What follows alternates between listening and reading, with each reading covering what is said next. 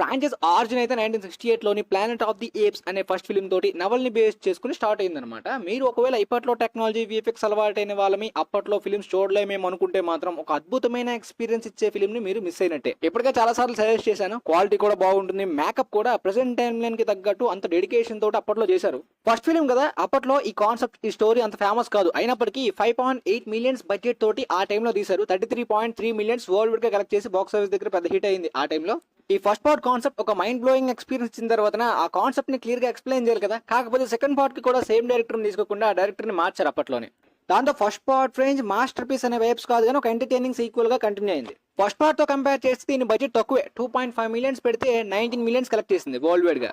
First part వచ్చి 2 years తర్వాత దీన్ని తీశారు కదా, వెంటనే మరొక డైరెక్టర్ తోటి వెంటనే నెక్స్ట్ ఇయరే థర్డ్ పార్ట్ ని రిలీజ్ చేశారనమాట. కొద్దిగా కూడా గ్యాప్ ఇవ్వకుండా వెంటనే థర్డ్ పార్ట్ ని నెక్స్ట్ ఇయర్ లో రిలీజ్ చేశారు. ఈ ఫిల్మ్ కి అయితే మాత్రం చాలా మంచి పాజిటివ్ రివ్యూస్ వచ్చాయి. ఫస్ట్ పార్ట్ తర్వాత